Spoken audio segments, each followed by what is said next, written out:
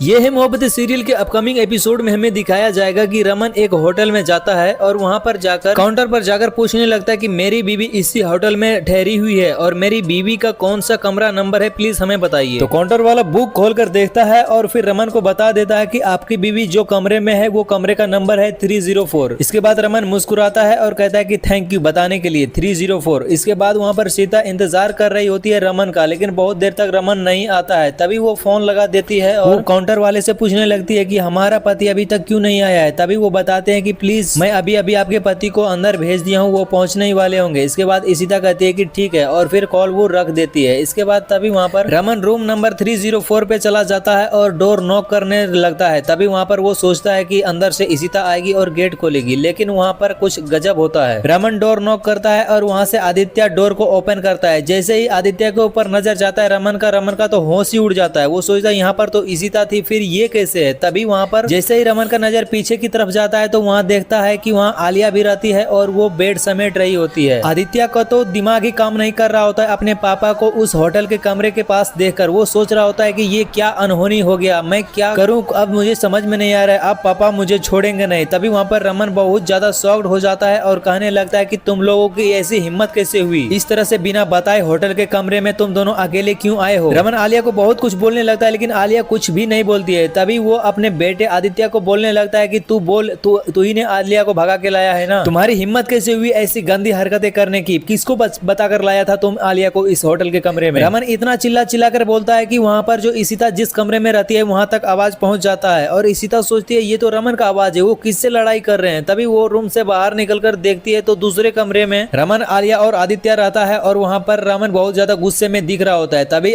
इशिता जाती है आलिया के पास और कहने लगती है कि आलिया आपने अपने पापा को पूछकर यहाँ पर आया है हमारे बेटे आदित्य के साथ। तो आलिया कहती है कि नहीं अम्मा, मैं पूछ के नहीं आया हूँ, मैं इसलिए आया था क्योंकि सब लोग मान नहीं रहे थे हम लोगों की शादी कराने के लिए, इसलिए हमने सोचा कि 2-4 दिन हम होटल के कमरे में रहेंगे ताकि सभी लोग मान जाए और इसीलिए हम दोनों यहाँ पर आ गए। प्लीज हम दोनों को माफ कर दीजिए, हम दोनों कोई गलत काम नहीं किए हैं। ये सब सुनकर रमन को और भी ज्यादा गुस्सा आ जाता है और वो आदित्य को जोर से थप्पड़ मार देता है और आदित्य वहीं पर गाल पकड़कर रोने लगता है और ये एपिसोड यहीं पर खत्म हो जाता है। तो फुल एपिसोड देखना चाहते हैं तो इस वीडियो को लाइक और चैनल को सब्सक्राइब जरूर कीजिए।